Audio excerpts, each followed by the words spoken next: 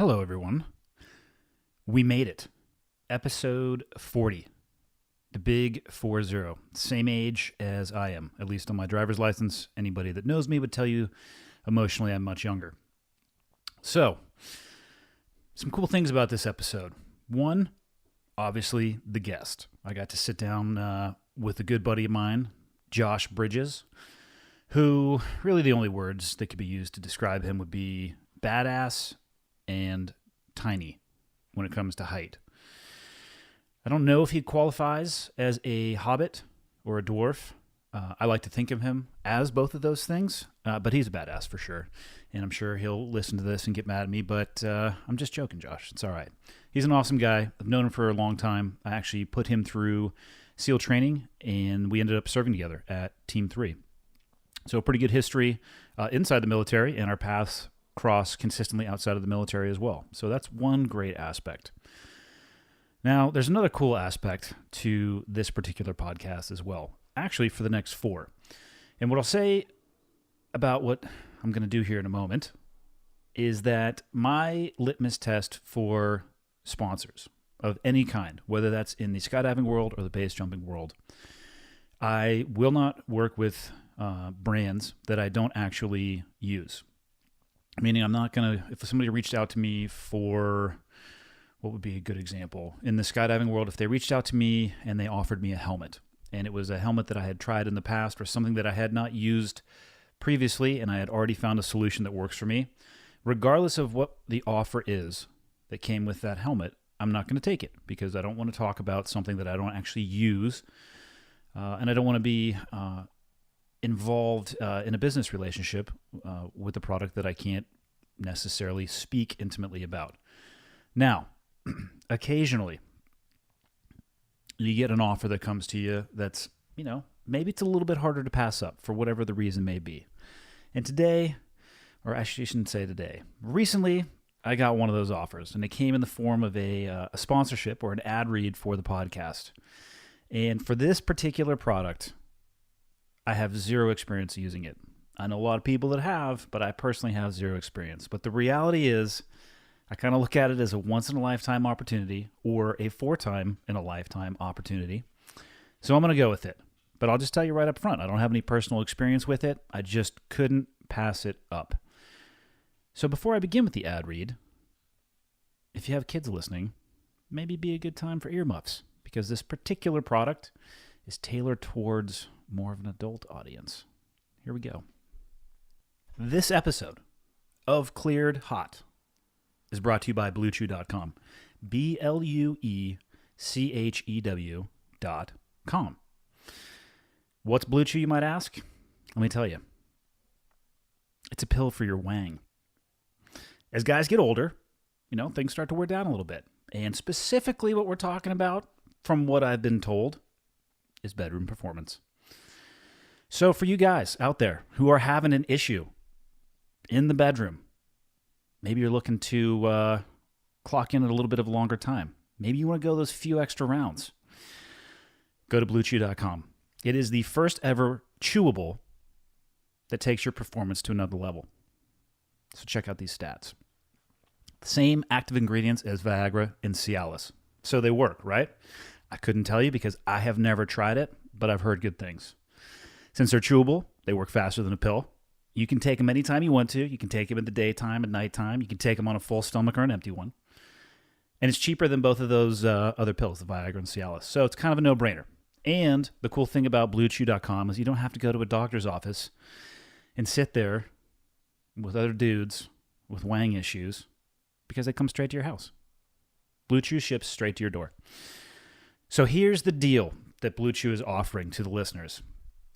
If you go to BlueChew.com, you'll get your first shipment for free if you use the promo code HOT, H-O-T. If you can go and get these things, it sounds to me like it might actually end up being H-O-T. So you got to pay $5 from shipping.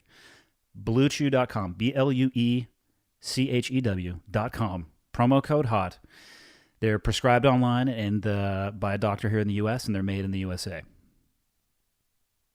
So if you're into that type of thing, or you're looking for that type of thing, go get you some. But make sure you hydrate.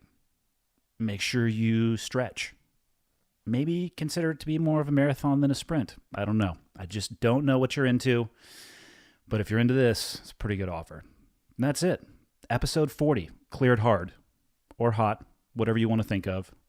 Coming at you. Let's do it. Okay, got the red smoke. Gun run, north and south, west of the smoke, west of the smoke. Okay, copy, west of the smoke. I'm looking at danger close now. Come on with it, baby, give it to me, I need it. You're cleared hot. Copy, cleared hot. When we sat down last year, had you competed already in your regional? I'm trying to figure out I know we were in Atlanta. What the fuck were we in Atlanta for? We were in Atlanta for a regional. I think you were there for Killcliff. Yeah, so I'd already competed then because there's no way I would have went to that prior to. So has it been over a year? Because I don't feel like... Maybe that was that 16? No, because you were episode number 2, and this one is going to be episode number 40. I'll release it on Monday. Okay. I've kind of been on a track of like once every Monday so I'm like, either I suck and I'm 12 episodes short, right? Or I don't know. I thought it had. It had to be at least my regional had to be because I wouldn't have gone. Yeah, I didn't think you would have unless it was a couple months out. So it must have been. It must have been after my regional. It must have been like week 3 then or something. And so how about this year? When is your regional? Next week. They released the workouts already? Oh yeah. The regional first week is going right now. Well, I know that. Yeah. So of course the workouts are released. I guess I did know that. It's better when you say it though because you pay attention to fitness and exercise, and I really largely don't. You're just being awesome now up there in Montana. Well, I'm so jealous. Dude, let's just kick off with one of you coming to visit. And after next week. You have open invitation, man. You always got a place to stay. You know I'm coming up, so. And you said you've passed through, but you've never really. I've been in Whitefish. Yeah. Okay. Yeah, that's 10 minutes. Well, it's not 10. It's 10 miles from our house. It generally takes like 11 minutes. Yeah, you know what I mean? It's the rush hour will kill you. Get crushed up there in Montana. You might get stuck behind like a car. Right. Or a razor. Yeah. I remember seeing a lot of razors on the road. You know what's crazy? In the damn middle of the winter, I saw a dude rolling into Albertsons in a razor with no windshield, no covering on the top at all. Dude, just the thickest jacket I've ever seen, goggles, and just a beard coming out that was frozen. Just being a man. I suppose that could be a definition of a man, or he was being irresponsible or not very smart. Sounds made up. Well, you got to come up, man. So no, I want to. Yeah. I love Montana. So there's only been one thing I've wanted to ask you about since the last time we sat down. It literally has been bugging the shit out of me. Oh, here we go. I need to know more about when you were a telemarketer. That's all I care about because I wish I would have asked you. Oh, man. I want to hear about the crazy shit people said to you when they called you or when you called them because obviously you had their number. But like, what was the craziest rebuttal or response that you got from somebody when you were calling? Oh, man, I don't. There was one where this guy was, I think he was with his lady at the time, and his special friend, his special lady friend, if you may. And he's like, "Hey, man, I'm in the middle of something right now," and I'm like, "Why did you answer your phone?" Obviously, you don't recognize the number, so why are you picking up? Why are you picking up the phone if you're in the middle of something right now? So that was, and he was like, he kind of got into a little detail, and I don't know if he was just messing with me or not, but it was pretty funny. And then that one was good. There was, a lot of they used the old Seinfeld line where like, "Oh, can I have your number and let me call you back during your dinner time?" And I was like, "Oh, never heard that one," Except for on your first day when you probably had never heard that one. Right, exactly. I just can't imagine that's. I'm sure I caught you slightly off guard with that question, but because it caught me off guard when you said, I was like, "What?" And then the whole time I think about the calls that I get, and now, after your explanation though of, you're sitting there and it's dialing for you. So anytime I say hello, and there's like a 2 or 3 second delay, insta hang up, straight to contacts, block the number. I do the exact same thing. It's like immediately like block number. I get like 7 a day. And you just like, you can't block that many. I mean, I block them still, but it's like, geez. If you go into your phone and pull up the list of block numbers, and it's just. It's crazy. And it's always from your, like, I don't have a San Diego area code. Almost all of them come from my like 314, like my St. Louis area code. So what's crazy, so we live in Montana now. I still have the 858 area code. Almost every call I get is 619 or 858. Yeah. And what's crazy is they're calling from their own personal cell phone, I think, because when you go Really? to the contact thing, it lights up iMessage. Oh, yeah. Which, I mean, And then sometimes it'll say, like, I like it when it says, maybe this person. Yeah. Did you ever get that? Yeah, because that means you've probably received an email from them. Okay. And the algorithm that knows more about you than we probably know about ourselves Exactly. Yeah, that one trips me out a little bit. If you want to figure out how much the dark web is paying attention and how deep they're into your hooks. So did you get training as a telemarketer? This is all we're going to talk about for like Good. I love it. That's easy. It was a week-long training. Stop it. I want to say I crushed it. Obviously, I finished top of my class. Yeah, class of one. might have been an honor man. I don't know. I was the honor man. I was the only person in the class, but I definitely smashed the training. I was not the only person in that class. There was like at least 30 of us in this class. And so you're in a room, and there's basically just computers outlining the walls. And was this class all for one company, or did people? Yeah. Okay. It was all for SBC. Okay. The phone company. Now AT&T, I Yep. believe. Yeah, it was an interesting experience. I mean, it was the worst hours. Tell me about the training. I want to know the secrets that they told you. Yeah, I don't even remember. It was all about like just kind of rebuttaling and.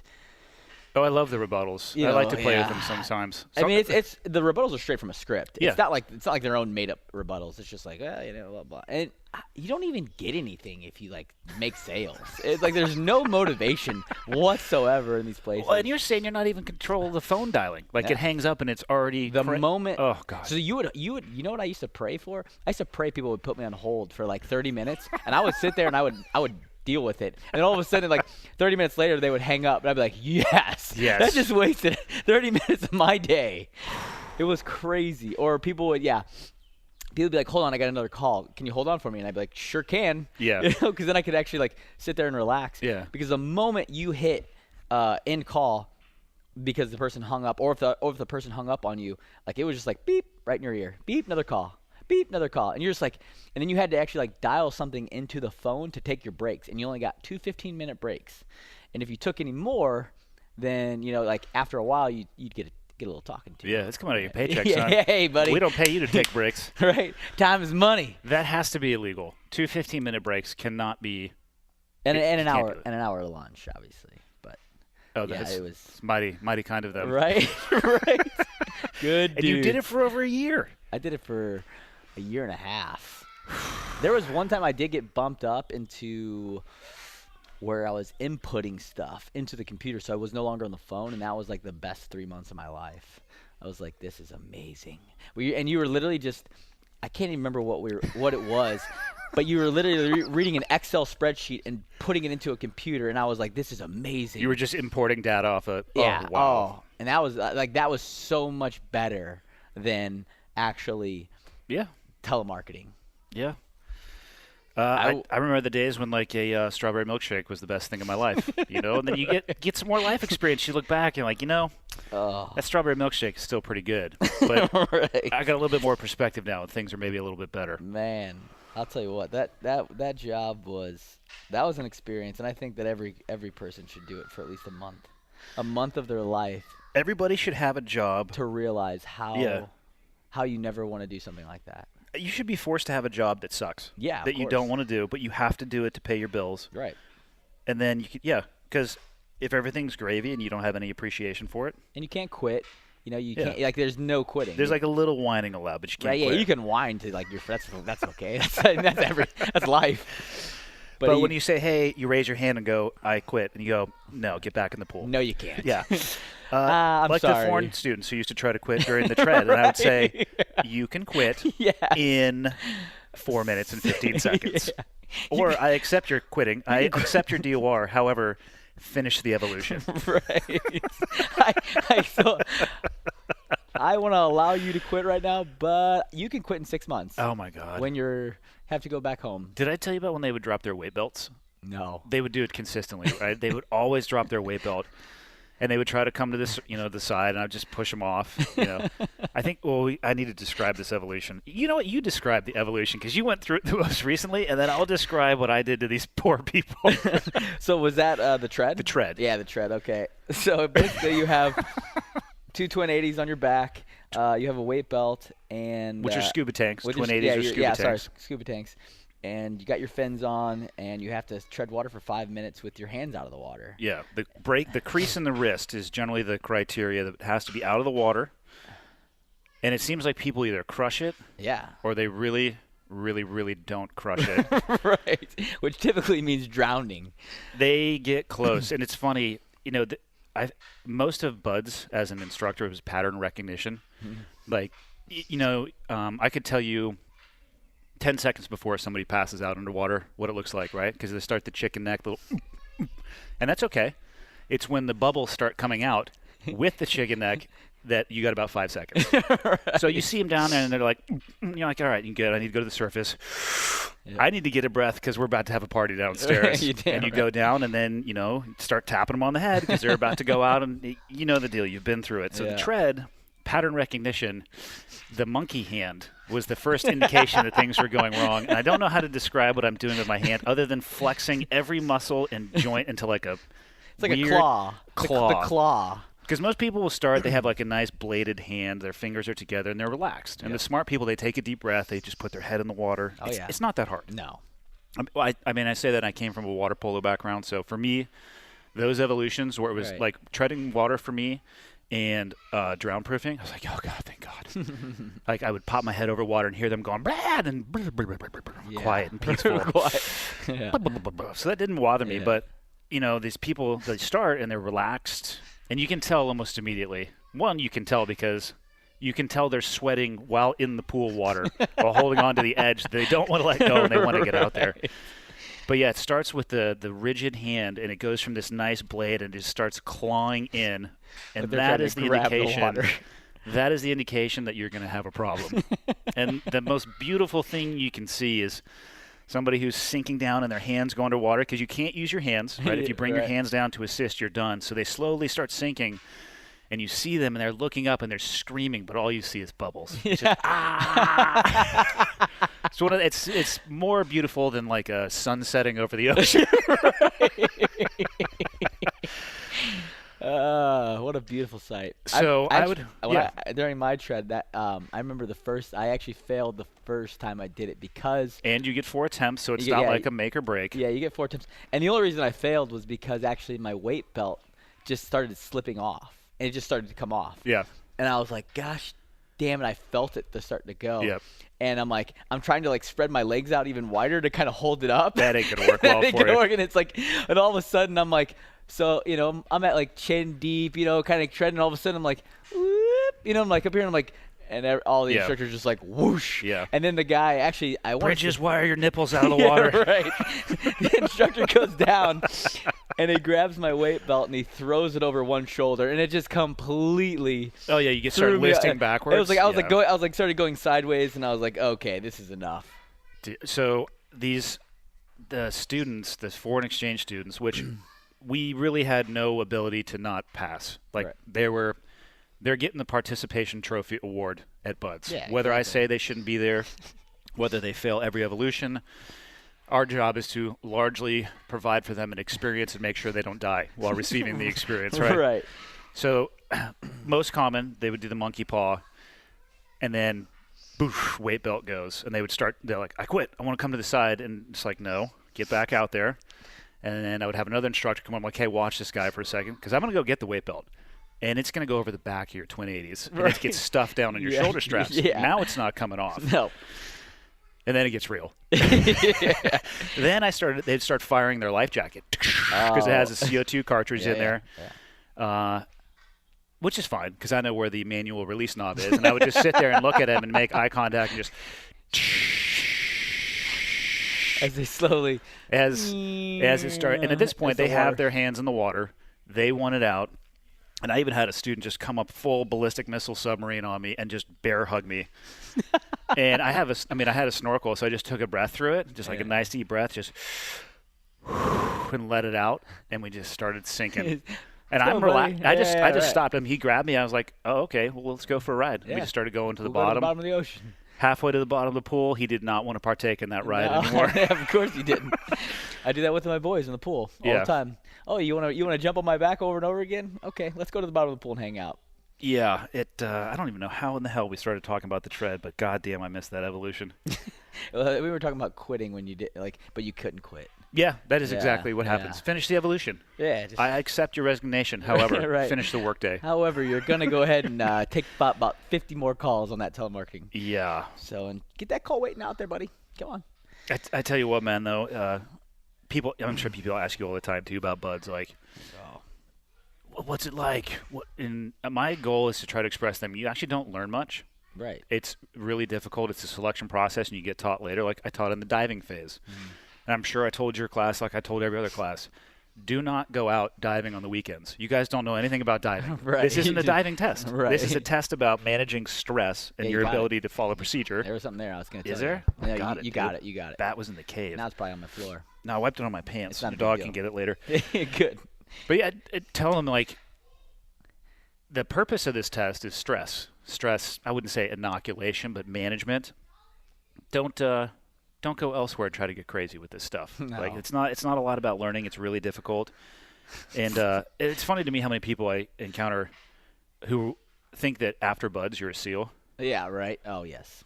Yeah. And I always say, BUD stands for Basic Underwater Demolition /SEAL, emphasis on the B. Right. It's like the biggest uppercase 48 font B. Everything Yeah. else is like a 10 font italicized Right. micro small, You learn so little in BUDS.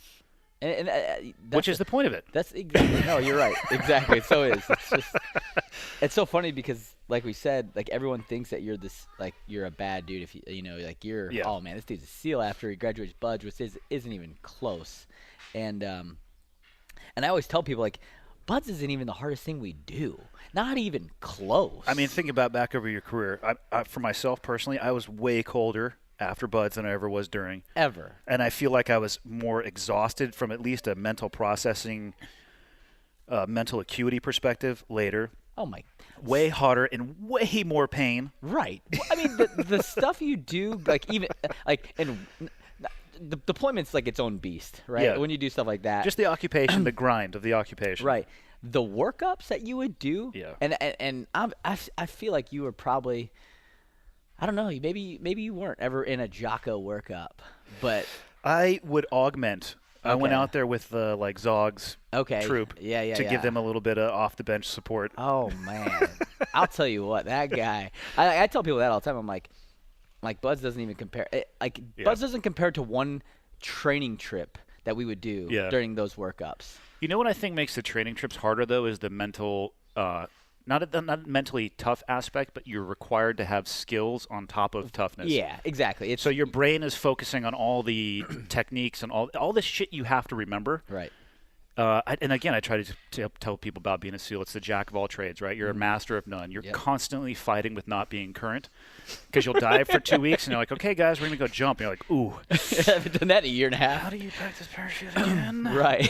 And then you're out, okay, we're going out to the desert for a month. And then you're rock solid on your IADS. And you come Yeah. back and it's like, All right, CQC. Here we yeah, go. CQC, like, ooh. Oh, mobility. Here we go. Yeah. You know, it's like exactly. It's this constant struggle of staying current.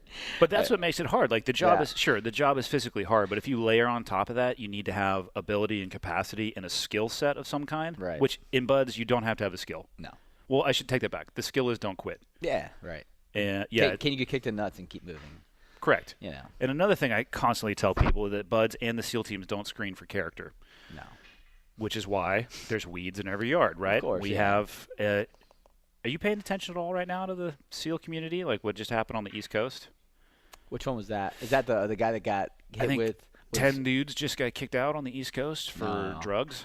Are you serious? Yeah, No, I did not. and I'm getting that second or third hand, or maybe that's still in the process. But I would call those things character deficiency issues, which don't display themselves when you have a boat Right. over your head, No, yeah. or you're underwater. Right. People who can manage stress still can be bad people. It's just every time I ever talk about SEAL stuff, I always try to reinforce the fact that just because you're a team guy doesn't mean Yeah. you're a good guy. No, exactly. So, Very true. good God. I mean, how about that dude that the guy that he like they Well, the reason he got caught with the whole like child molestation thing was because Oh, that was here. was that the West Coast? That was here in the West Coast. Yeah. No, I thought it was on the East Coast. You're yeah. right. For some reason, I feel like he got flown here to be tried. Yeah. Or it also happened with the West Coast guy.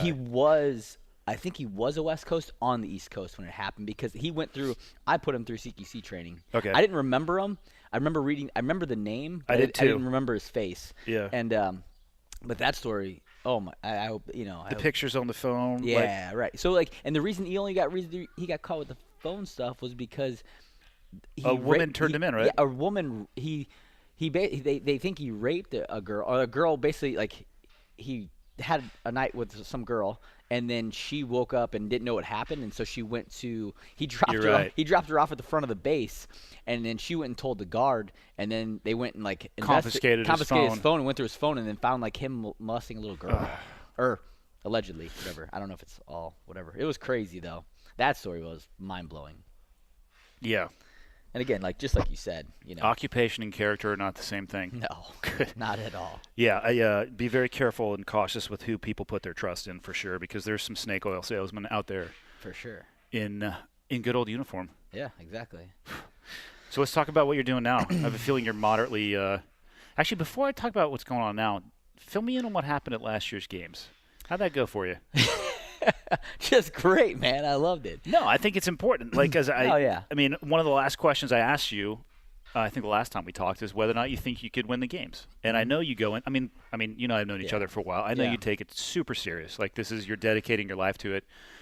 And I was out there at the games, but if I'm being completely honest, not really paying attention to the competition. I was working with sponsors and brands. Of course. And the first evolution was a run, swim, run, right? Right. Which I don't know if you're any good at those. I don't know if you've ever done a run, swim, Never run. done anything like that. Yeah. When I think things that are designed for your wheelhouse, I would think running, not a crazy distance. No, it was only a mile and a half. Yeah, swimming, right in your wheelhouse, and then let's just get right back out and run. Yeah, it was an interesting. I was super fired up for that workout when it came out, and did some run-throughs here. And gosh, I was like, okay, I think this is going to be a good time. And if I would have ran those times, it would have been. But things changed. I don't really know what exactly happened. I never actually got like a final hey, this is what happened. But so I run out. I went out a little hotter than I should have. On the first run, definitely was running a little bit faster than I was. Rookie move. Right. It's totally how I would have totally won the event by doing the exact opposite. Exactly. So had a really brain fart moment there, and I went out way hotter than I should have. I think I was just in the moment, got caught up, and it is what it is. But and this is summertime, Madison, Wisconsin, too. Yeah, we got to tell the stage a little bit, yeah. And it actually wasn't a bad morning, though. Yeah, the weather there was a little odd. It was like rainy that morning. Rainy, windy, yeah. Yeah, and so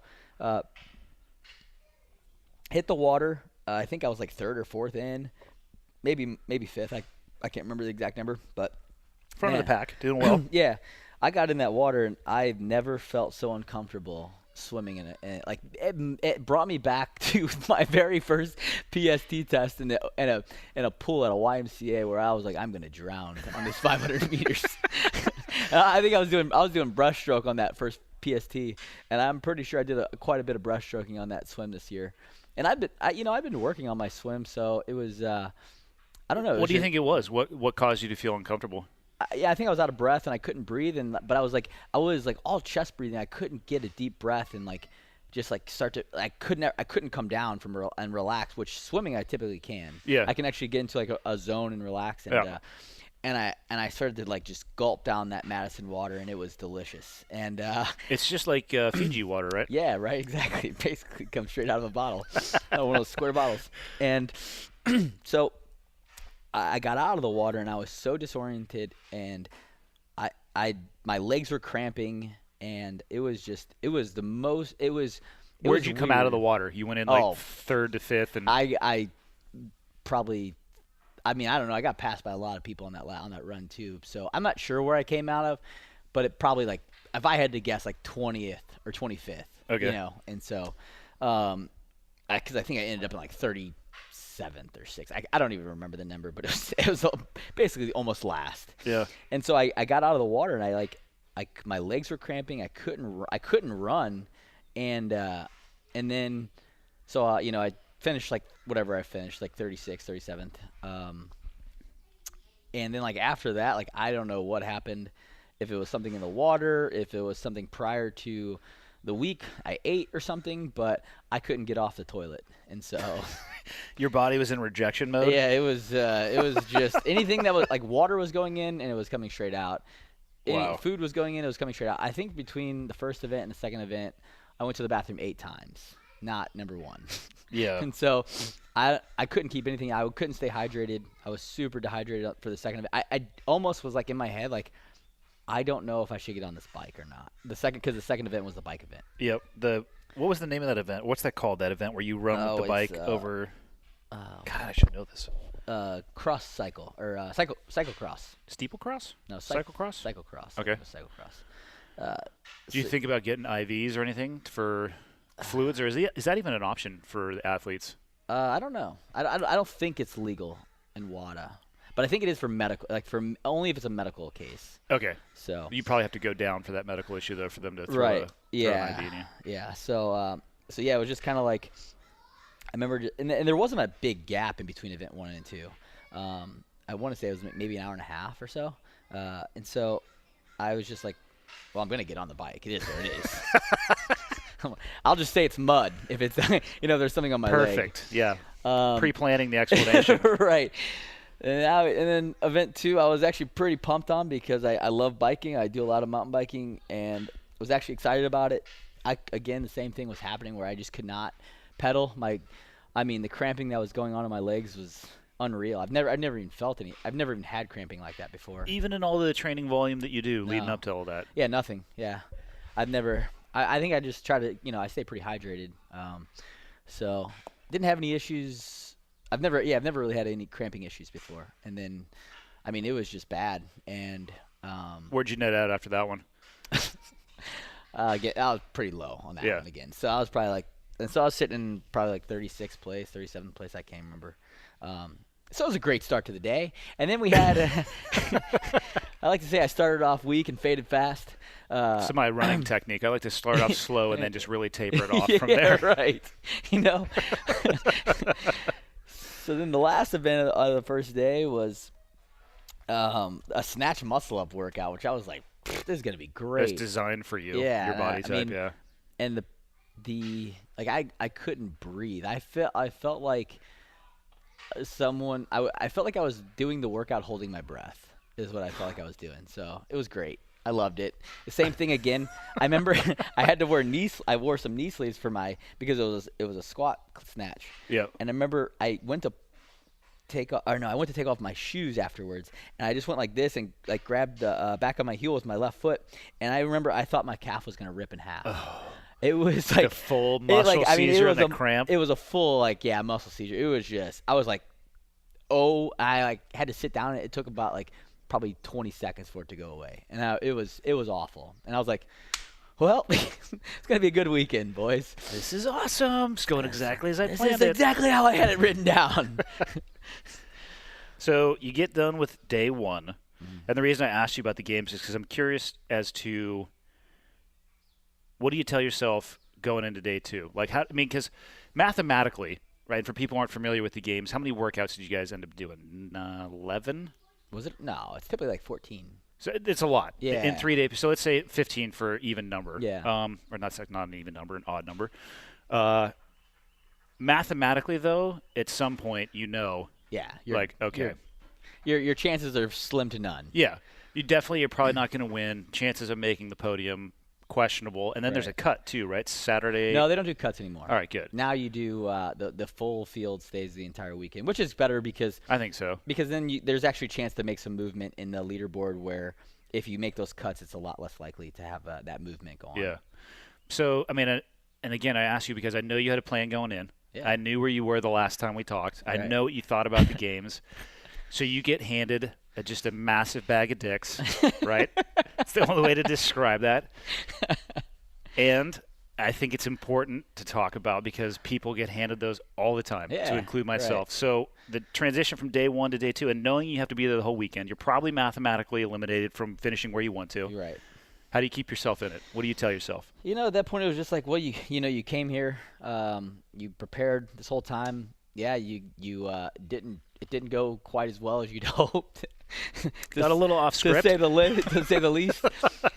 And I was just like, it is what it is. Like, I could sit here and pout and feel sorry for myself, and maybe and walk away. Maybe just be like, hey, I'm just gonna step out and quit. Yeah, throw the towel in. And be like, because you could have said, hey, it's a medical issue. Yeah, like, exactly. right, you got a massive, right. I have an off ramp here. Yeah, I got handed my excuse. I got handed my out, and I was like, there's no way I'm taking this, right? Yep. That was really it. That was it for me. I just kind of, Reagan, go. This dog's attacking. Yeah. Go lay down, girl. Go. I got handed my out, and I was like, there's no way I'm taking that. Like, that's not the kind of guy, and that's not the kind of guy I want to be. And it is what it is. I'm going to go out and I'm going to continue to compete. This is something I train for all year long. Yep. I have a huge support system with my sponsors and, like these people who have traveled here to come watch me compete. There's no way I'm going to step off this floor because day one didn't go so well. So, yep. And that was kind of how I had to look at it. I did a little bit of feeling sorry for myself for a little bit, and I kind of just I went home that night and I had some food, and I was just like, listen, man, like, talking to myself, I'm like, this happens to people all the time. Yep. Like, this is what it is. It's just, it happens. Sometimes shit just doesn't go your way. Yeah. And so sometimes it happens often. yeah, right. Like you're saying, the excuse that you got presented to you, I think people need to realize that that's a choice, right? Like, take the excuse.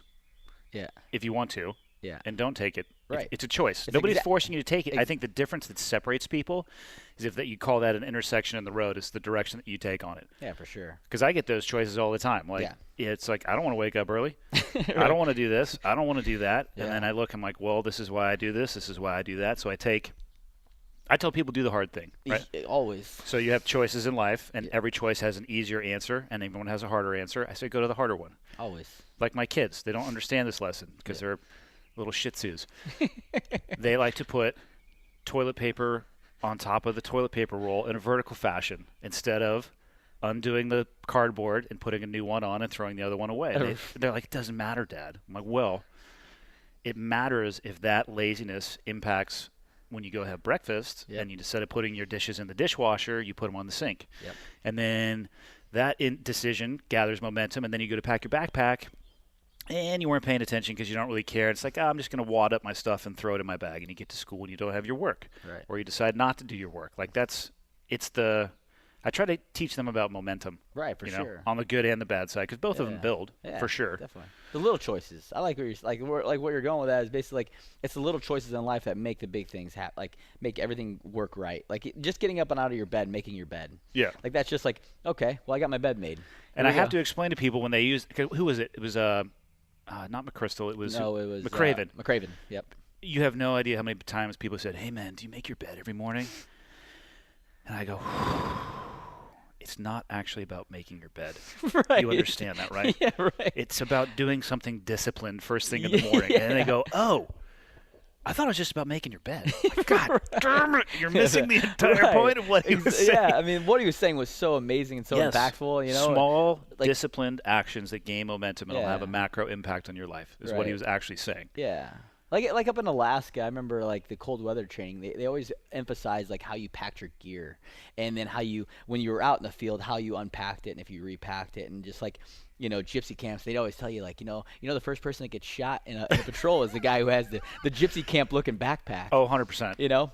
Because he can't find his magazines. You know his gun isn't clean. Right. So it's like that always like resonated with me for sure, where it's like, okay, like if you can make these small little things like, just being organized with the way you pack your bag. Attention to detail, if you will. Attention to detail. A theme that if you are in the military, specifically inside of the SEAL teams, that you are going to hear that in your nightmares. Yeah. Attention to detail. For sure. So, so going back to making that decision where it was like, okay, I can either throw in the towel here and give up and for the games, it just wasn't really even ever an option, to be honest. It was just like, why would I quit? Because I got a little stomach bug and shit's not going my way. Okay, it is literally. Yeah, right, exactly. So, did that, and and after that, I just kind of like, it was like, all right, just take it one event at a time and, go out and do the best that you can. Work with what you got and do the best you can. And I didn't feel normal again until about Saturday night, I think, when I took second in the thruster workout. Yeah, that was inside in the arena, right? Yeah. And that was like the first moment of the weekend where I felt like normal again. Yeah. That's the performance that you were, I shouldn't say planning on, but expected from yourself. Right, yeah, exactly. That was what I felt really good going into training. Maybe not as good as I had in the past years, but, I still felt good enough to go out and at least be like a top 5, top 8 finish in the games that year. Where'd you finally net out? 20 after they pulled Ricky Gerard, not 29th. What? So I watched a portion of the documentary, and his name came up. Yeah. And I love how, of course, they knew the results as they were making the documentary. Right. And I'm assuming they probably asked everybody about performance-enhancing drugs that they interviewed probably leading up to the games. Right. But I really love the fact that they spent a little bit extra time on him having his answer to performance-enhancing. I want to say they actually went out after the game. Oh, no way. So they probably knew he was dirty and then filmed it? Yeah, I want to say that was... I hope that is actually I think that's a little bit more mischievous. It's better, right? It's devious, I loved it too. Yeah. So I'll let you kind of explain what happened because you're more familiar. Ricky Gerard takes third in the games, and then after the final event, they basically take the top 4 to 6. I don't know exactly how many, but 4 to 6 people off to a drug testing protocol immediately following the final event. You actually get a handler immediately following the event, and so you can't go off and do something. Immediately go into drug Strap testing. your bag of urine to the inside of your shorts. Yeah, right, exactly. So, so then he got drug tested and ended up coming back positive. To be honest, I don't even know what the drug was he was taking. I think it was SARMs or something. I don't know. From again limited knowledge and just watching a little bit of that documentary, I don't know if it was the because I know there's a difference between I have almost no experience with this, but a difference between like the enhancing drugs and then the drugs that you take to hide it. I guess there's right. 2 different ones, or a precursor, or something like that. There was something. Yeah. Like it wasn't like Winstrol or some recognizable thing that most people might recognize. It was almost something associated with a drug taken to mask it. Yeah, masking or agent, something that's you right. have to take alongside of it to keep your hormonal balance in check. Something like that. Okay. Yeah, like I don't know anything about any of that stuff. I love it when people always say, "Oh, a drug test is an IQ test." I'm like, "Well, I must be an idiot because I would fail every time because I have no idea about any of this stuff." But yeah, I remember reading something about it. I think it was a masking agent, and so so he pops positive. They end up stripping him of his 3rd place medal, and then so everyone shifts forward 1. Patrick Vellner ended up taking 3rd, which is good for him. Great. Pat's a great guy. You think it's a good thing or a bad thing that happened for the sport of CrossFit? And by that I mean the competitive side of the house, the games. I think in the end on the cover, on the surface, it looks bad. It's like obviously you want to hope that every single athlete's out there on the same level playing field. I hope in the end it turns out to be somewhat of a blessing in disguise, where it shows that CrossFit is going after it, trying to keep the sport clean, and they're, it's a tough thing to do, right? Because the cheaters are always typically ahead of the people testing them, and that's from the pro athletes I know. Right, it's basically they have. I wouldn't say that the pro athletes necessarily have staffs, but they have like a guy who is aware of the testing protocol, and they're 3 steps ahead. Yeah, exactly. And they'll get a call like, "Hey, stop that, start this." Did you ever see the documentary Icarus? Yeah. Oh my gosh, like that is. Or just the stuff about Lance Armstrong. Are you kidding me? Yeah, the guy who created the test for WADA sat there and said, he's like, "Can you catch all these cheaters?" And he said no. And he's the guy creating the test. Like, he doesn't even have his faith in his own test. Yeah. Like, that's what's so terrible. But I hope in the end that him getting DQ'd and getting a suspension for 4 years. I wish it was maybe even a little harsher. Like a 10-year ban, to where it's like, okay, you're never. That'd be It's that's a hard stop. It's a lifetime ban without giving a lifetime ban kind of thing. Because a decade in your competitive window, you'd be Done. lucky to have a 10-year competitive Right, window. exactly. If you have 10 years in you, that's insane. Yeah. Because I think then even that would even make it that much more likely to stop people from doing it. It's like, okay, Yeah. if I get caught now I'm done. Like Yeah. that's it. The work you've put in to get to that point, it's over. squashed. Yeah, exactly. Everything you've done, everything you worked for, your name's tarnished. You're in the books, and it is what it is, and you're done. And you have to go find something else to do. Yeah. I think that would be. I hope in the end, that showing though that CrossFit is going after these people and giving them a 4-year penalty is still a stiff penalty. Yeah. Like that's 4 years is not a joke. To have to maintain that level of work and keep your eye on the prize like that far down the road. Now you're talking like Olympic style stuff. Where you're like, okay, my next event is in 5 years. And he can't even do like any type of CrossFit competition at all, right? I'm sure he could do like local stuff. Yeah, I'm sure he could do local stuff, but he can't do anything to actually get back and go head to head with you or any of the guys. Yeah. Unless they went, I guess, to where he is and did a local comp. Yeah, exactly. Like it's just like now he's just training to train for 5 years. Dude. So I mean, I hope in the end that people see it and it stops them from trying to get that edge instead of just working hard for it. I don't know if it will. I don't think it will. I think there's still going to be people out there who are going to take the chances, the limits, test the limits. And well, that's what I was going to ask you next. It. I mean, just from totally anecdotally, do you think it's an issue inside of the competition? It's a hard question to say. I don't know if I would say it's an issue. Do I think that does it exist? Do I think it exists? Of course. Yeah. Obviously, last year proven that it did to some degree. Right. I think I would be naive to think that it's that everyone's playing on the same level field. I don't think so. Do I think it's like as rampant as most people might say? Yeah, I don't think it is. I think it's actually. I think more people are probably doing it who don't make games, kind of thing. That's what I was going to say. I bet you it's more at the periphery. Right. From my experience, and again, I have very limited experience with it, but I listen to people talk about it, and it's almost like they think those types of drugs it's like some magical pill. Right. So like even Lance Armstrong, right, he was doping amongst a community of people that were doping. Like I forgot where I saw it. Like if they stripped everybody who had not pissed hot. It was like 27th. Yeah, it was the guy who was 3 stages behind. Yeah. Like, God damn it, guys, I cannot keep up with the peloton. He got 0 TV coverage, but should have been wearing the yellow jersey, right? Right, yeah.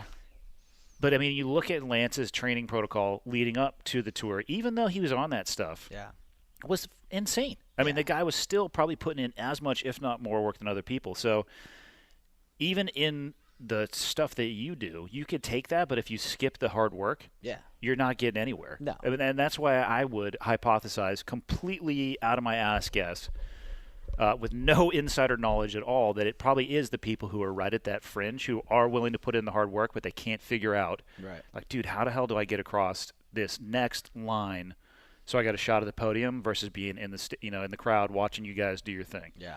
Or it's the guy who feels like he thinks everyone else is on it. So he's like, I think we call those excuses. Exactly. He's like, I can't, why these guys, if I can't do this, then why, how can they without taking something? Yeah. Like those guys, I think. How dare you be better than me, how Josh? Dare I you. deserve steroids. Right.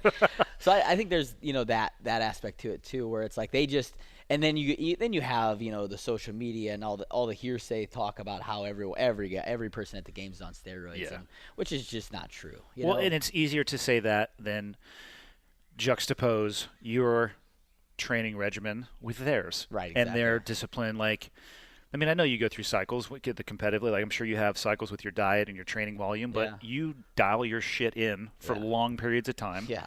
And that sucks. You will sacrifice some your quality of life.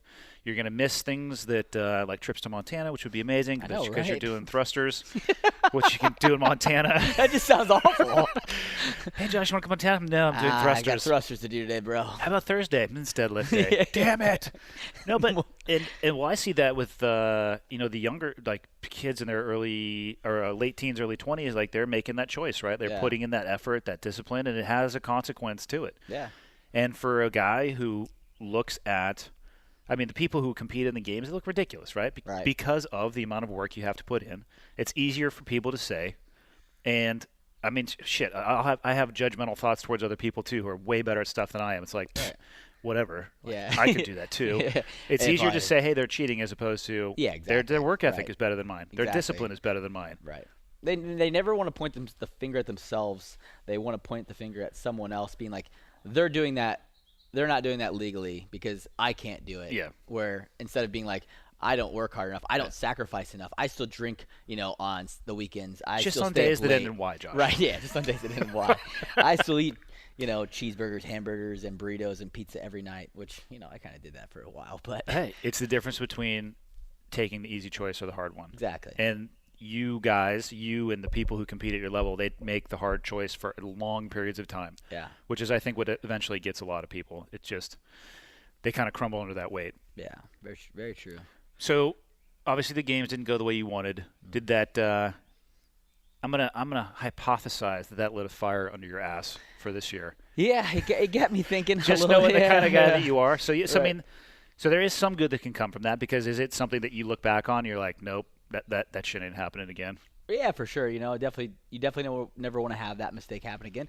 But for me, this time it was I didn't beat myself up nearly as bad because I felt like it was a circumstance that I didn't really create. It was just, or maybe I wouldn't say that, because maybe I didn't have my immune system where it should have been or something like that. There's a lot of variables. There's a lot of at the variables very there. least. So I didn't beat myself nearly as bad as I normally would.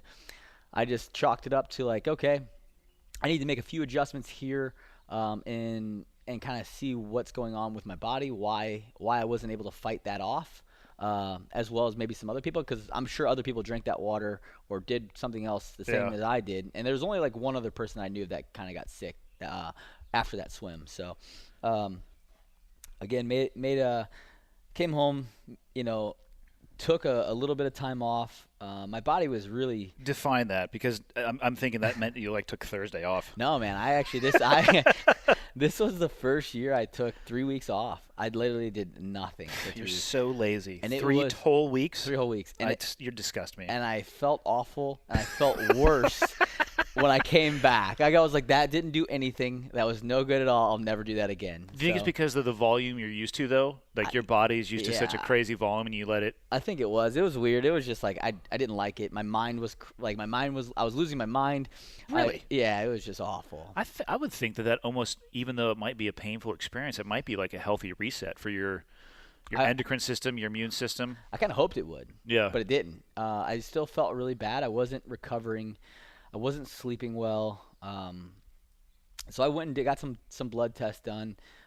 Went and spoke with like a health doctor basically, and and they told me, she kind of told me that I was because I thought I was dying. I literally I was like, I have cancer. I'm dying. I You came self-diagnosed. inside. I have blood and brain cancer. I'm going to die on Thursday. In 6 months. I self-diagnosed. I Yes. had 6 months to live. I need I need the treatment immediately. I'd like the platinum dosage. Yeah. Start today. Right. Yeah. And so, and then this is all true. I laugh about it, but this is exactly how I was thinking and feeling in my head. I was like, I'm dying. I have cancer. And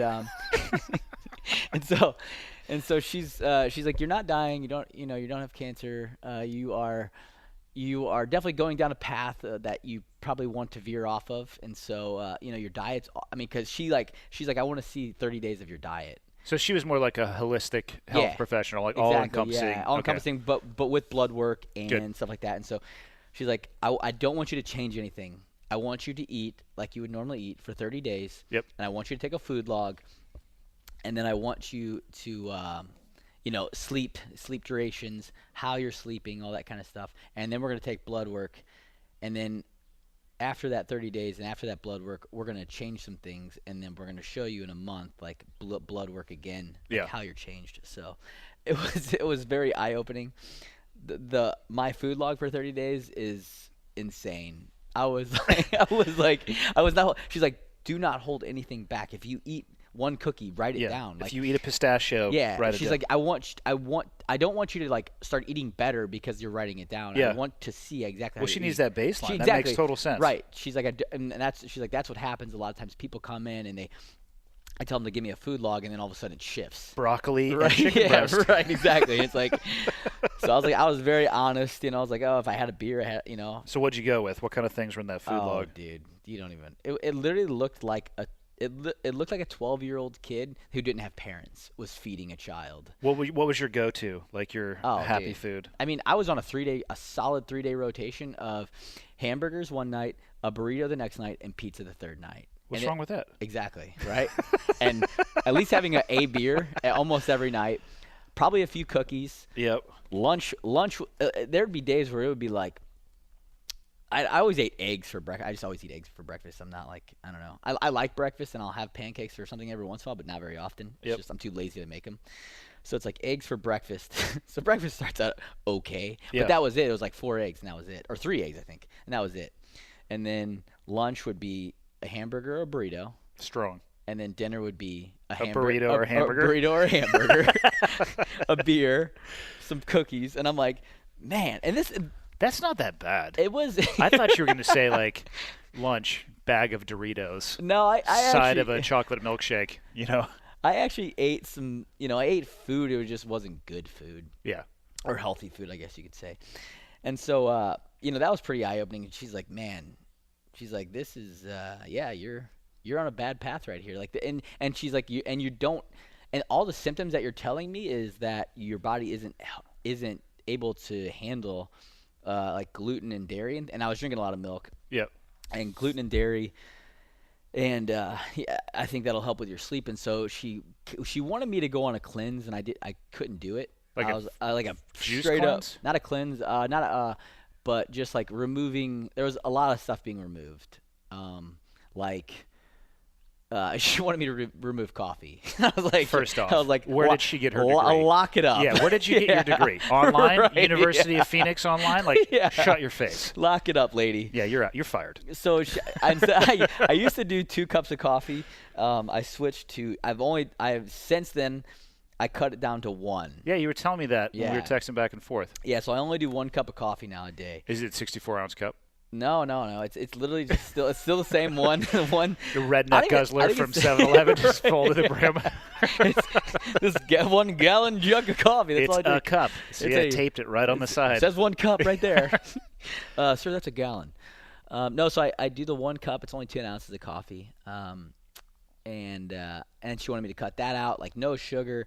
I don't even think she wanted me to have eggs for a while. And I So was by like, no sugar, you mean though no refined sugar? refined sugar, Because right, obviously if like, you have yeah. fruit, there's And going she to be. actually wanted limited amounts of fruit. It was basically leafy. She just wanted vegetables. She wanted leafy greens and lean meats. And Did that she was it. care about the kind of lean meat? She didn't care if it was fish, chicken. She wanted me to do fish like twice a week, and then mainly chicken, and then like she didn't want like Not a lot of red. like that, not a lot of red meat. Yep. And I couldn't like full force step into it. And then another thing that was happening a lot prior to was I was getting sick. I had never been so sick this many times. I want to say over a 2-year period prior to the 16 or 17 games, I'd probably gotten sick like 5 times, which in my life, I don't think I've ever been sick 5 times. Like I like flew twice. I got like or what I have. No, I had like this Christmas actually. I got like hit with like the beginning stages of pneumonia. Really? Yeah, it was crazy. Like, Sounds like your immune system is. yeah, so my immune hurting. system was not doing well. Yeah. So I made a lot of adjustments. Couldn't go on to the strict like none of this everything. I still had to have like 1 coffee. I'm drinking a lot more water, and I'm eating actually a lot more. And I removed most gluten. I can't say I'm eating gluten free. I would not say that. And I don't do almost any dairy anymore. So how fast, when you started making those changes, did you feel it? Man, it was pretty quick. It was like a 2-3 week, maybe a month, to where all of a sudden my energy levels were up throughout the day. I didn't hit that like midday. 2 p.m. Yeah, like I want to go to sleep. Yeah. Didn't hit that. Well, that's got to be tough for you though too, because of the volume of work you're doing. Like, Right.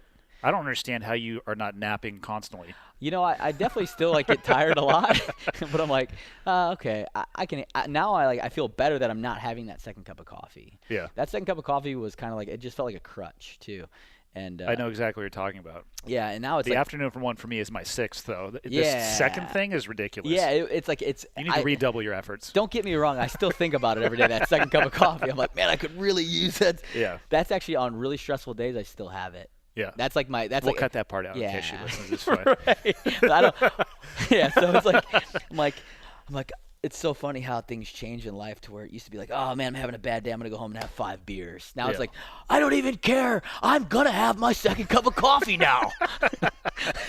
You can't stop me. I'm an adult. I'm an adult. I will have my second cup of coffee. I will do it, lady. So the changes came about pretty quick. Yeah, the change came about really quick. And just the energy levels came back up. My recovery, it was weird. My joints started to feel better, which was. I've heard about that associated with the inflation. Yeah. Probably from. I think, my if body there was a gluten sensitivity or whatever. You might have had a sense. I'm so far from being a nutritionist or understanding. Exactly. Yeah. But I definitely think that, like, the swelling, I felt like there was definitely. I had some inflammation issues with the body, and I definitely started to feel that go away as I started to clean up my diet. And so. Don't get me wrong. I still have hamburgers every once in a while. I still have a burrito every once in a while, pizza every once in a while. But it's not like I just can't have. I mean, I'm 34 years old. I'm a spring chicken. I'm in my prime. But I don't know if I would use those terms. I saw you turn down the Masters invite this year, which I think it's a bad sign if the mid-30s are your transition into the retirement home category. Exactly, right? I'm like 34. Come on, man. I'm in my prime. But yeah, it's just been really eye-opening, and like it almost makes me wish that I would have had someone to tell me to do this earlier, even though I enjoyed eating pizza and burritos and hamburgers every day. But it was like, man, what could I have been? Because I felt like I was at a pretty good place, for a while. But I'm like, man, if I would have cleaned it up earlier, how much better could I have been? Imagine if they had people, and hopefully they do now, working with the teams like that, yeah, dialing dudes in. I don't know. I hope everybody gets a baseline. It's definitely going that way for sure. Well, it should. But you have to seek it out. I felt like even in towards the end of my career, it was there, but you had to seek it out. Yeah, it wasn't like because the same way, like guys in CrossFit. People in CrossFit, they don't eat the healthiest. They don't some of them do. A lot of the great ones do, but they still are, have that like young mindset where it's like just shove any kind of food in your mouth and go out and train as hard as you can. Don't stretch. That's how I got into CrossFit. Of course, I'm same as you. You go put some weight on the bar. Let's go. Let's get I'm going to start stretching in a couple years. Right. Yeah. I've right. Me got too. It on the calendar. I really hope I can. And I'm going to incorporate warm-ups, cool-downs, and stretching in a few years. and then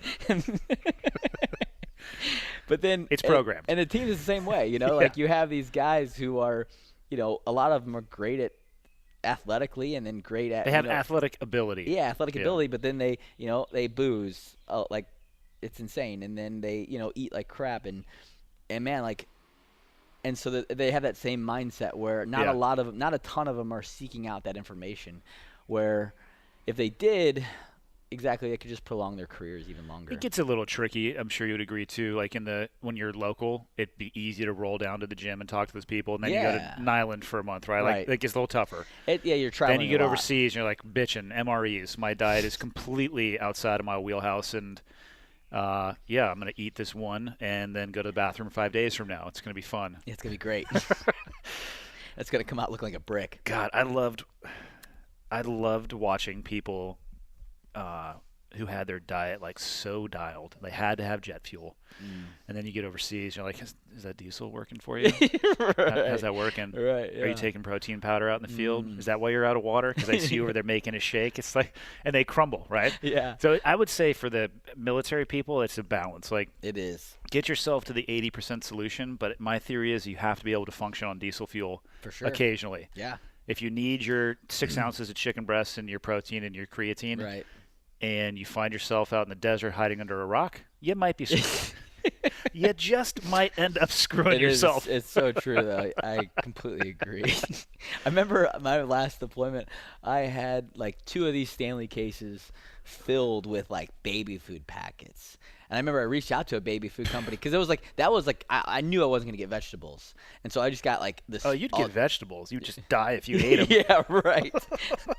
You consider these Afghanistan rocks here vegetables, I guess. Yeah, There's some local turnips and things. Right, That's fine. right.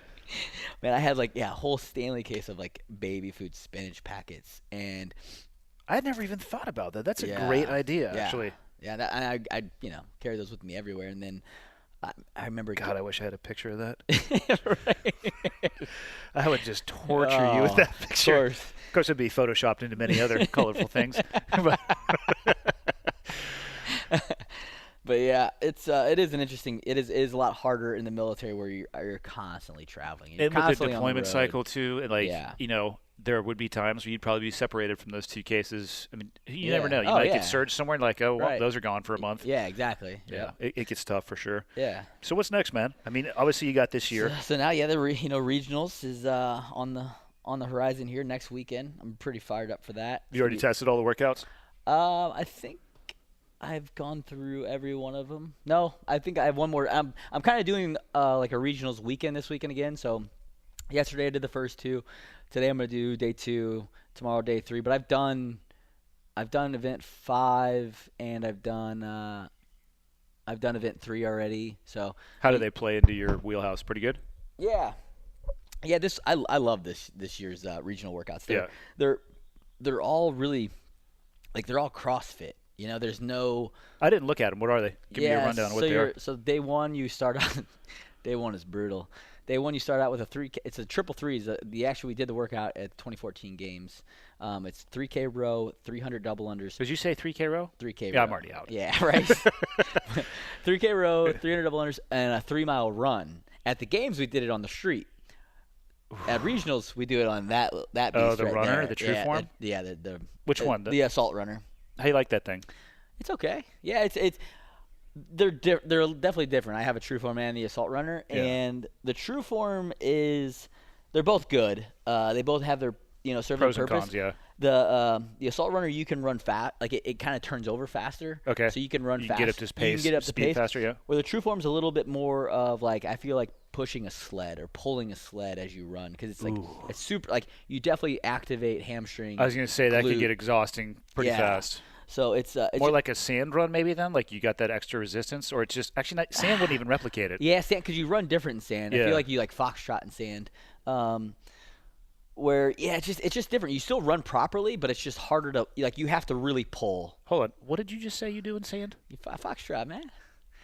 What in the hell is foxtrotting? You don't know what foxtrotting is? It's like where your feet you kind of run where your feet are kind of in front of you a little bit. I always run with my feet in front of me. Yeah, that's great. Yes, you're a solid runner then. The last time I ran, it was 2009, I think. What is this, jogging? Yeah, and I did a 5-mile run cumulatively over the last 6 years. It didn't take Nailed it. No, you run with your feet because you can't drive in sand, right? I'm just curious about the term foxtrotting. I've never heard that. Where did you get that? I think one of the instructors said that in Buds. Maybe it was made up. I don't know. Maybe I'm an asshole. Foxtrot. I'm going to use that term today. I kind of like completely irrational time. Like their feet, they kind of just like pat. See what I'm doing with my hands right now? I see. Yeah, it's tough on the audio only, but it's I get it. He's foxtrotting with his hands. It's very difficult.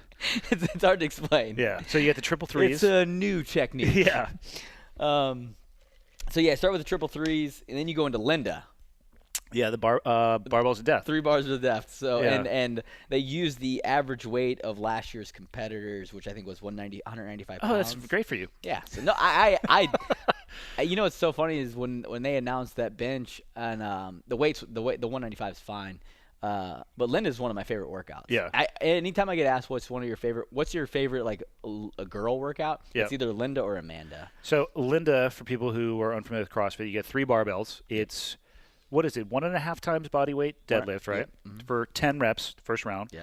And then is it body weight bench, and then 3/4 body weight clean, right? Squat clean, yep. And then 9 of each, 8 of each, all the way down to 1. And it's as hard as you want to make it. Yeah, it's as hard. It's It can take you 2 hours, and you'd be like, wow, that was a great workout. Yeah, right. You probably do it in like 5 minutes, which would be a way more intense experience. Right. No, it's good. I've done the workout a million times, and when I just love the fact that they're actually implementing bench into CrossFit, because it's such an athletic. Have you seen that yet? Or no, this is the first time. I was going to say, I was just kind of going back through the Rolodex of things that I've seen. And other than in the team series, they did it one year in the team series, which, I mean, you can consider that. It's not the CrossFit season, I guess. It's the out-of-season experience. So, no, I think bench press is such an athletic movement, and that everybody should be able to do it. And so I bench press at least once a week, so it's not like a big deal. And like where I think and for this workout, that's kind of the determining factor. You think that's where people hang up? Yeah, the people who don't bench, like if you can't get through the bench unbroken, you're not going to win the workout. And for sure. If you can't get through every one of those movements unbroken, you're not going to win. Yeah. Well, I think the clean, you're going to see some people. I think most people will start with singles and then go into touch and go. Because it's squat clean, it's not power clean. Oh, yeah, probably around like 7 or 6, they might just start repping it up. I think the guy, the European regional, the guy who did win, though, did do all of it unbroken. Did he? And he was a big dude, though. He weighed 235 or 230. Oh, so he was at advantage because the body weight stuff was factored off lighter than him. Yeah, so everything was lighter than him. But he still, it was a phenomenal, I think he scored like 12 minutes or something like that. So it was fast. But yeah. So that's day one. So that's day one. So that's a solid 2 events. You know, day one typically is a lot lighter and faster, shorter than that. And so that's a good day one. Day 2, you start off with the handstand walk obstacle event, where you're going to do 3 rounds of 9 muscle ups. You're going to handstand walk up a flight of stairs, down a hill, up a hill, down a flight of stairs. And then you're going to do sets of pistols. On the first set, you're going to pistols are one-legged squats. Yeah, sorry, one-legged squats. You're going to do a set of 36, and then the second round of that, you're going to do a set of 45, and that's the final round, you're going to do a set of 54. Oh my God! And then after your pistols, you have to handstand walk back through the obstacles to the rings. And first 3 years of the CrossFit Games, nobody would be able to complete that. No, not even one. Not even a single person. I don't think they'd be able to get through the first round. Like, that's just insane to me how much it's grown. Yeah, it's nuts. Or evolved, I should say, not necessarily grown. Right, where you saw last year, like, I mean, I wouldn't say this isn't a beginner packet. Yeah, for sure. And so you got you go from having the handstand walk 30 feet increments, and actually you could break it up by 15s, to now you have to handstand walk up flights of stairs and down hills. What's the ruling if you lose it on going up the stairs? Start all the way at the bottom? Yeah, you have to go. There's a line at the beginning and end of each little obstacle. There's 2 basically little foam sections of the obstacle, and so you have to. If you break the threshold, you start at that threshold. Right. Yep. And so you have to go back to the line. So what else you got day 2? So then day 2, the second workout is a faster workout where it's 2 rounds of 10 snatches. They can be power snatches at 175, 12 burpees. So you do 2 rounds of that. Oof. And then you go right into 2 rounds of 10 snatches at 115 and 12 burpees. So it's like this. All right, move heavyweight, but you get your heart rate up, and then move lightweight, and your heart rate's and just suffer. And just suffer. That second part's just about pain tolerance. Right, exactly, because it's like you should not stop moving. You're going to want to. You sure are. When your legs are like cinder blocks. Is probably the point of that workout. Yeah, right. And so that's day 2. And then we finish off the weekend with, oh, man, event 5 is nasty. It is just dirty. So you got, it's the 50s. It's kind of the long chipper workout. Yep. So you got 50 handstand push-ups. Not really a big deal anymore. Again, would disqualify everybody. Probably the first 5 years now of the CrossFit Games. If you said 50 handstand push-ups. Yeah, in a row. So that's the beginning of the workout. And that's actually like, it's not really much of the workout. And then you got 50 toes to bar. Yep. And then you go into a 50 cal bike on the assault bike. Which feels amazing. Which is going to be great. And then, it's mostly like coasting downhill. It's no big deal. Right. It's basically, you don't even have to pedal. Yeah. And then you're going to pull out this bad boy right here, 24-inch box, and you're going to have to grab 2 70-pound dumbbells, and you're going to have to go over the box 50 times. Is there any way you have to carry it? Can you put it down? Like what are the rules? Can you throw them You over? throw them over? No. Which would get dangerous because they'd bounce everywhere. That'd be awesome. I mean, I guess the rules are the dumbbells can't touch the box, and your hands can't touch the box. So, like, I think you can carry them over any way. I expect you to swing them. Yeah. Oh, and yeah. as the momentum comes forward, I'm just gonna jump over and the you box. just let it rip you over the box. And never even touch the box. Yep. So you got to do that 50 times, which that's basically the workout. Yeah. And then you end it with, though, you got to take those 70-pound dumbbells and you got to walk, you got to lunge 50 feet with both dumbbells up at your shoulder, but one overhead and one at your shoulder. Can you alternate, or does it have to be? No, the first one has to be right arm, and then the second one you switch. The second 50 feet you go switch. So you got to do 100 feet of lunging. 50 I've feet. never even tried that with one arm up like that. It's harder than just if you have one dumbbell up overhead, because this one's just kind of like, it's just more weight. Yeah. Well, now you're lunging with 140 pounds. And compressing like your chest cavity too, making it harder to breathe. And so it's definitely a little bit harder. It's not a double overhand. This is awful. Yeah. Because of mobility issues. Yeah, I was going to say, that doesn't happen for me. Yeah, right. I can do one of two things. I can get them both overhead, or I can lunge. Yeah. You're not getting Yeah, a combination, unless they're 1 ounce each, and I can hold them out in front of me. So that's the end of the workout. So you got 50 handstand push-ups, 50 toes to bar, 50 cal bike, 50 box step overs, and then 2 50-foot lunges with the dumbbells. It does sound like that'll play to your strengths. Sure. I love that workout. Yeah. It's I mean the whole thing, like the whole weekend package. The only part is that box is about waist height. Yeah. That 24-inch box is. I was going to say shoulder, but. Good dude. So that's the only thing for me, but it's not an issue. I mean, I've been messing with it, and so it's good. It plays a little more strength to the taller people, but they have to do 50 handstand push-ups, where my handstand push-up literally moves probably 7 centimeters. Well, and then you go to the snatch stuff. Their lever arms are long. Like it all works. It all works itself out. Because you could probably do a rep and a half in comparison to a crazy ass tall person or just a normal height man. You know what I mean? What a dick. That's all right. I think you fall into the category of a short person. I don't know. I can see it. Dwarf, maybe? I don't know. It's hard to say. And then you'll have some time off, right? I'm gonna go out on a limb and say you're gonna make it. You're gonna qualify. Well, then we got event 6. Oh, there's more. There's more. I'm sorry. That's not the end of the weekend. How dare I think that would be the end of it? How dare you, sir? What else is there? And so then the last workout is actually it's another shorter workout, I guess, where you start with 4 rope climbs with a 15-foot rope that doesn't have a bottom, so you kind of have to do a little bit of legless. Yep.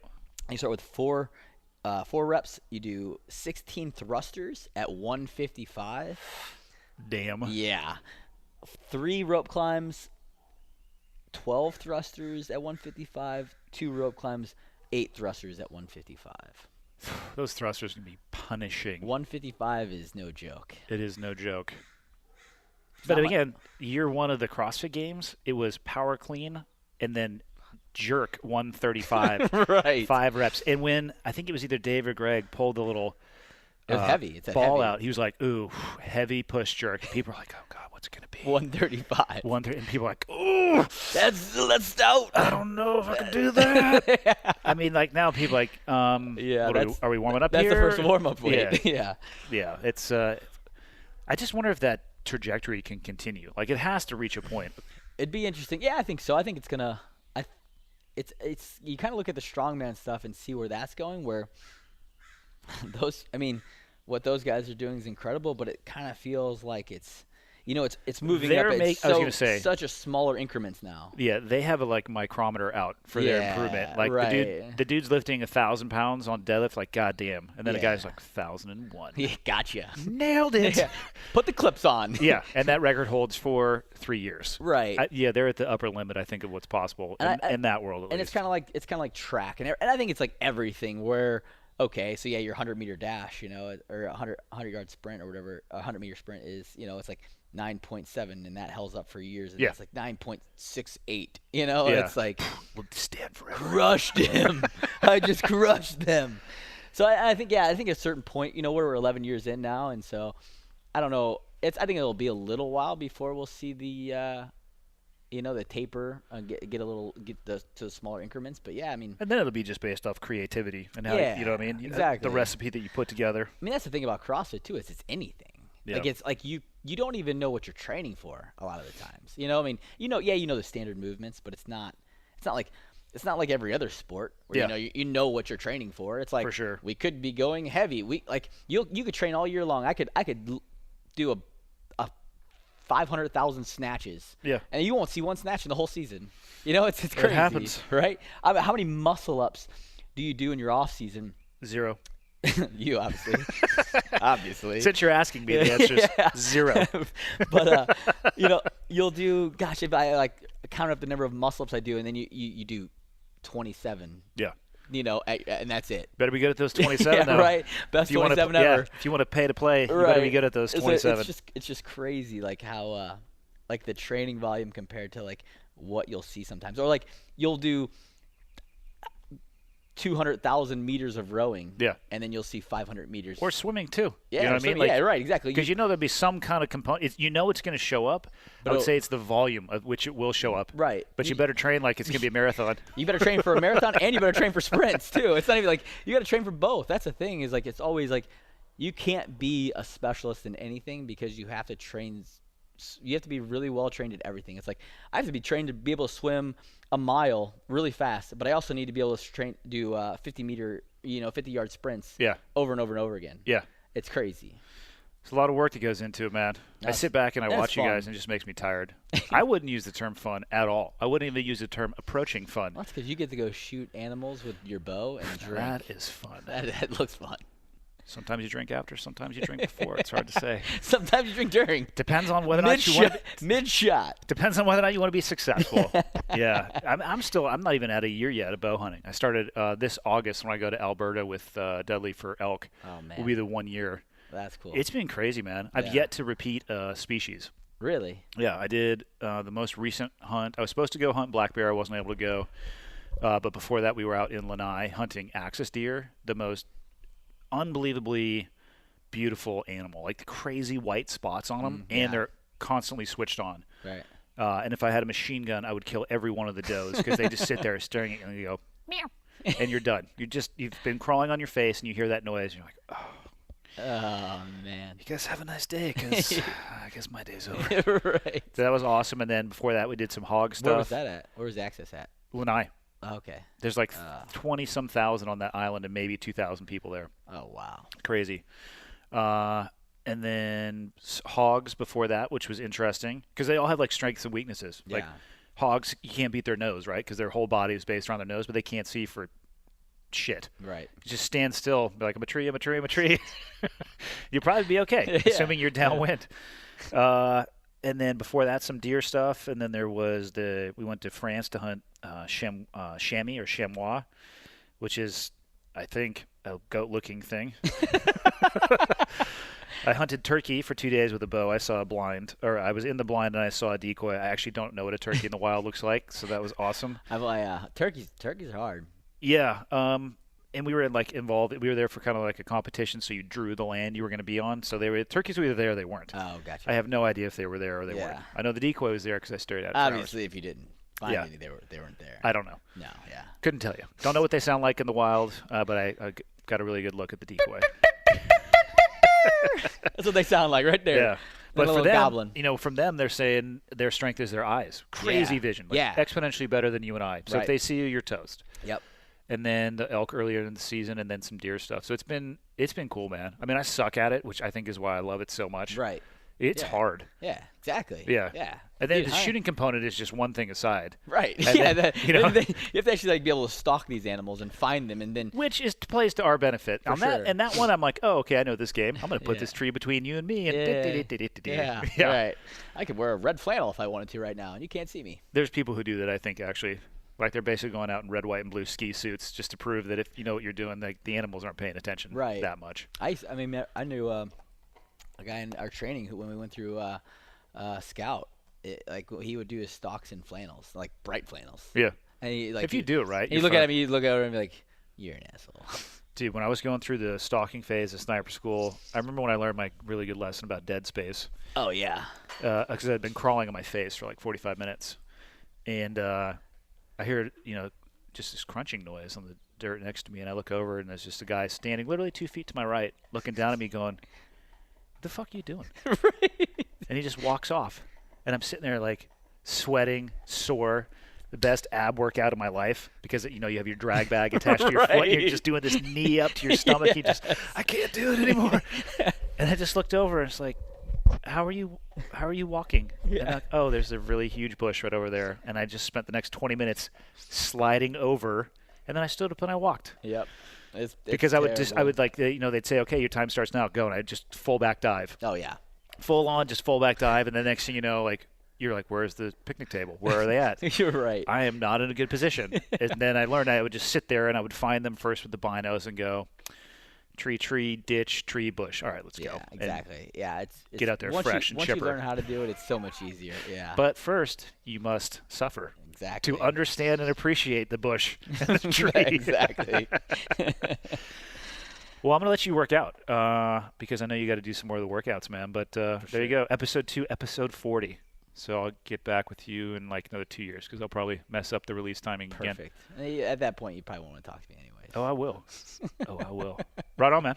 All right, buddy. Thanks, everybody, for tuning in.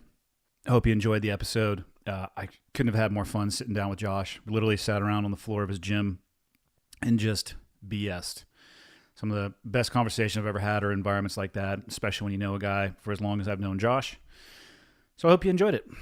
Got another good one coming up for you next week, talking about a topic that is, it's trending in the news. And it actually wasn't intentional that we had the conversation that we did about gun control and potential steps to hopefully have an impact.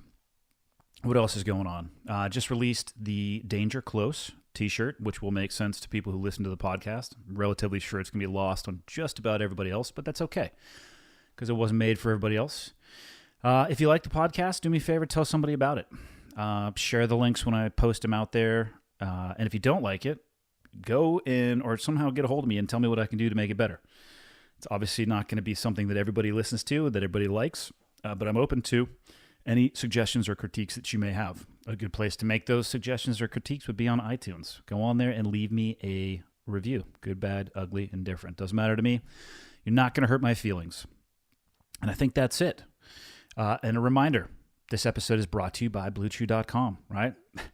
I'm going to get a prescription. I'm going to have to try this. Like I said, it's a once-in-a-lifetime opportunity. And how I'm going to do that, I am personally going to go to BlueChew.com.